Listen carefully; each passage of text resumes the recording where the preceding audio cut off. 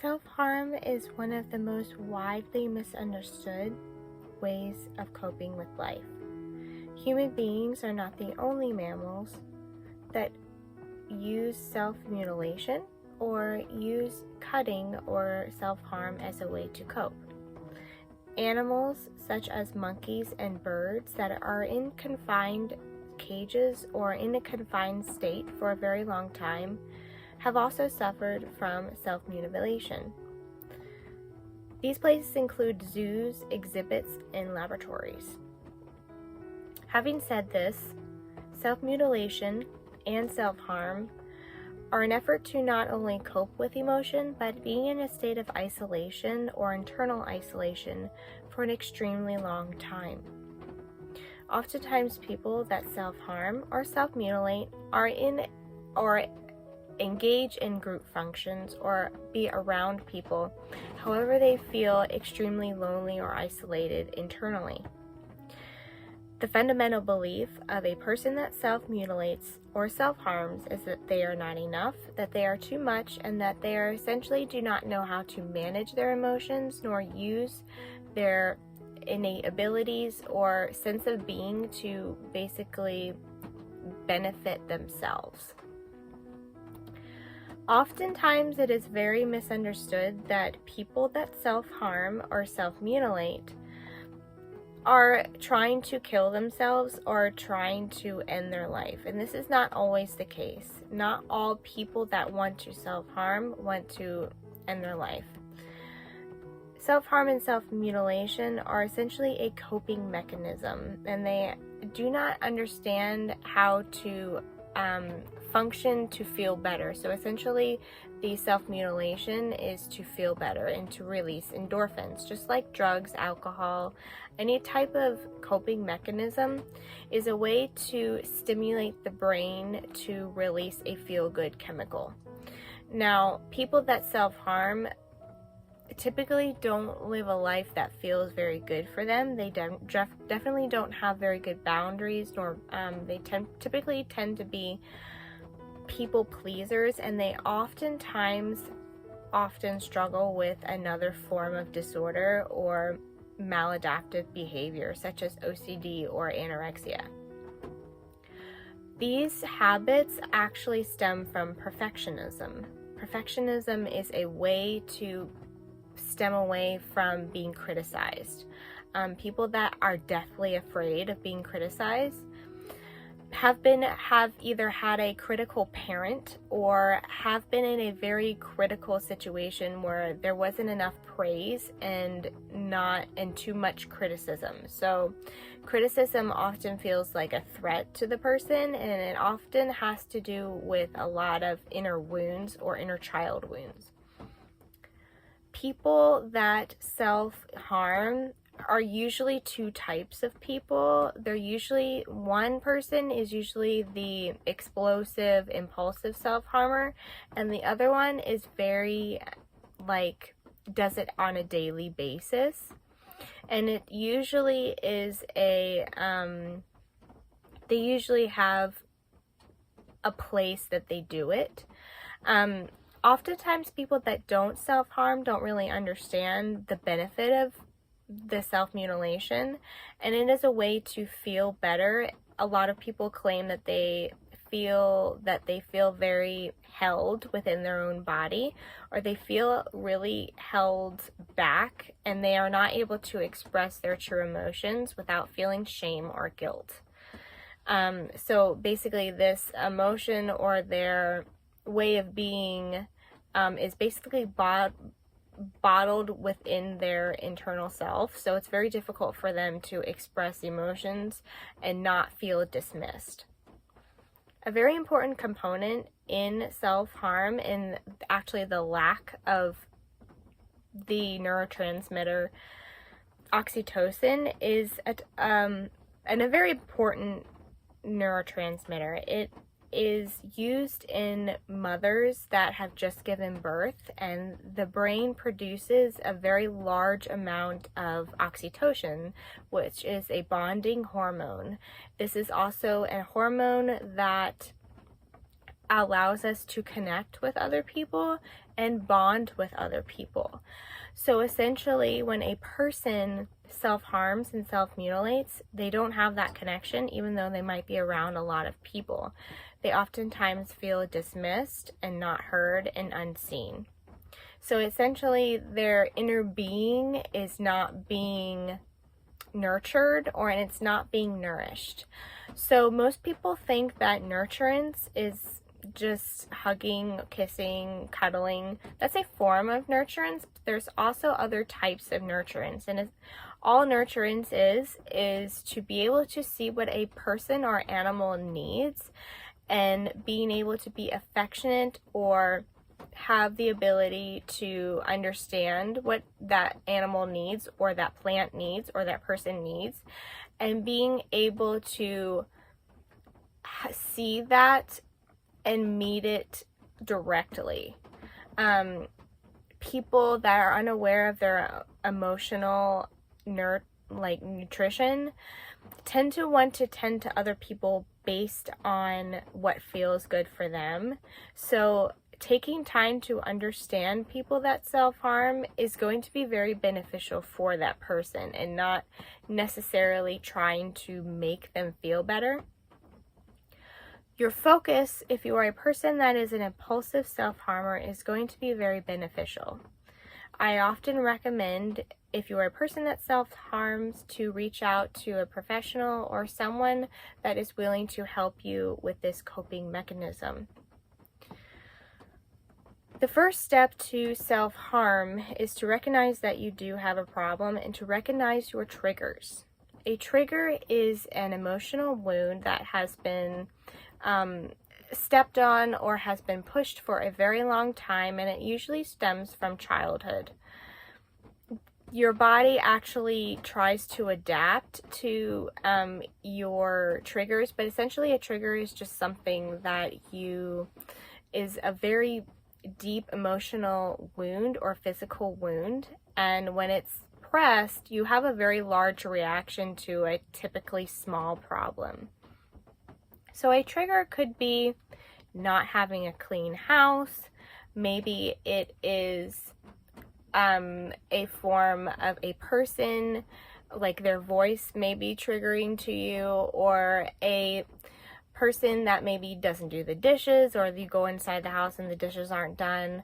Maybe it's a neglect of some sort, of maybe people sometimes feel dismissed in some sort, maybe when they go into a store or an environment where maybe they're not greeted at the door, and maybe this person that has a neglect trauma feels that they are not being seen and heard, and that is often brings you back to the first state that you actually felt that. So a lot of times people that struggle with cutting or self-harm have a lot of inner child wounds.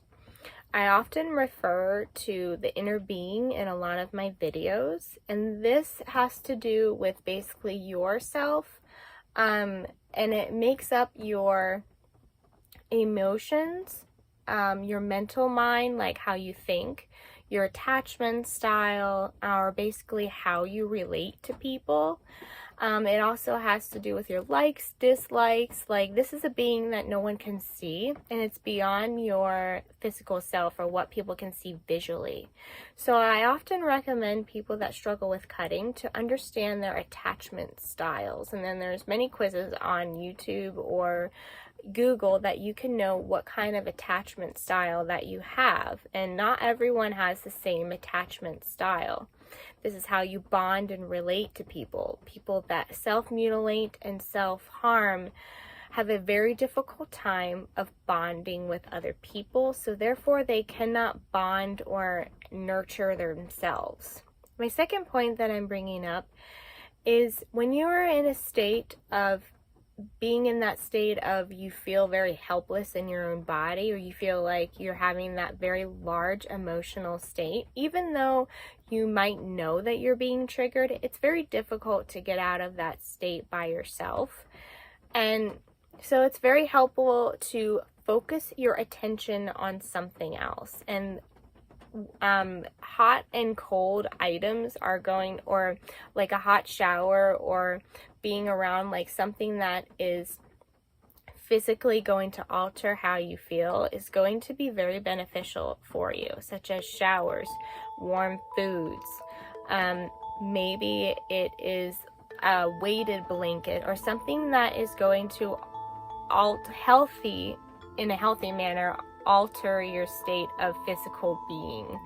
I obviously don't recommend drugs or alcohol, but drinking cold water, going outside, changing an environment, your mental focus is going to be your best bet in switching that, being in that mindset of being helpless, and then focusing your attention on something that's going to alter you physically. That doesn't have to do with drugs, alcohol, or obviously the self-harm. So a tool that I definitely recommend if you're able to is hot or cold showers, and something cold or hot to drink. If you feel like you really don't want to drink anything, then I definitely recommend a weighted blanket or something cold to hold in your hand. Oftentimes people that struggle with self-harm have been in many positions where their body was in harm's way physically. So this is their way of kind of reclaiming their body. So anything that is in a healthy form to basically take care of your body in a way that is nurturing is going to be very beneficial for you. Also, think of a promise that you're going to make to yourself. Now, promising yourself that you're not going to cut or self-harm isn't necessarily going to quote-unquote fix the problem, but it's also very helpful to think of people in your life that actually really, really care about you and care about your well-being. And you don't have to mentally or physically tell them that you're making this promise, because by the off chance that you end up breaking this promise, you're not going to have that person or those group of people kind of throw it in your face and make you feel guilty. So having the belief that there is someone that loves you more powerful than being in that state of self-harm is actually going to be really beneficial. And now if you're a person that doesn't have anyone, it's going to be obviously more difficult for you. But something that I really like to keep in mind is people that self-harm have the lack of serotonin and the lack of oxytocin in their brain. So they don't really have anyone to necessarily relate to. So I always refer to my videos as an inner being. And this inner being has your best interests at heart, and it loves you more than you can ever imagine. Now, a person that is in self-harm or harming tendencies has a really difficult time receiving that. So it's almost like it's something that they're not willing to experience at that time. But if you view yourself as your inner being, or a person that has never been touched or assaulted, or has never it always has your best interest at heart. This is an individual that sees you beyond that you see yourself, and it is an individual that has the ability to connect with you when you really don't want to connect to yourself. So being able to tap into that person or that inner being and trying to bond with that person is going to be also beneficial for you. Your inner being is not necessarily something that people can grasp on a physical level. It's more of this being offers you peace at all times and love at all times. So I like to view this being inside myself, or beyond like my skin and my ribs. This is the person that's always with me at all times. And understand that this being loves you more than you could ever imagine. And also this being, when you essentially harm yourself, this being really feels it, and this inner being is, you can name this inner being whatever you want, but it's with you. He or she is with you at all times. So I like to try to put this image for people as best that I can, because it's definitely more of a feeling than it is an image that I can put into words. So I think that people that self-harm really don't understand how to navigate their emotions, and they don't necessarily know how to, they believe that they're too much, and this just means that they're around people that want to manage them rather than to love them. They're around too many people that want to fix them rather than understand them. So when you are around people that are safe and that are loving and that really care about your well-being, you start to kind of view yourself differently. And it doesn't necessarily mean that it's a cure-all, but being around people that you can bond with is all the difference. The way that you can bond yourself is to get to know yourself and stop trying to manage how you feel necessarily. Stop trying to control how you feel. Oftentimes people claim that they feel like they're going to die if they experience all that they actually feel, and this just means that there has been a large amount of suppression for an extremely long time. So get in touch with your inner being. I do have a few videos on how to connect with your inner being, how to talk to your emotions. If you're interested in learning how to talk to your emotions, I do have a video on that as well, which I will link in the description box. Make a small promise to someone that you love more than yourself. You don't have to tell them verbally, but you can tell them in your mind, and have that in your mind every time you feel like you're going to self-mutilate. Also, learn about ways of being or foods that stimulate oxytocin, such as, it's not, most people think of that as chocolate, but there are other foods that also stimulate oxytocin, or teas or herbs that stimulate those connections. If you are a person that has limited connections with other people, that limit your bonding process, but ultimately bonding with yourself, understanding yourself, and meeting that deeper need than the cutting and the self-mutilation is going to be really beneficial for you. When people move past addiction, there's always a sense of isolation, and there's always a sense of desperation, and these are just symptoms to what is actually going on. So my question to you today, if you are a person that struggles with addiction or self-mutilation, is what are you desperate for, and how can you be able to tap into bonding with yourself? So I hope this video was helpful for you guys, and I love you so much, and I will see you in my next video. Bye.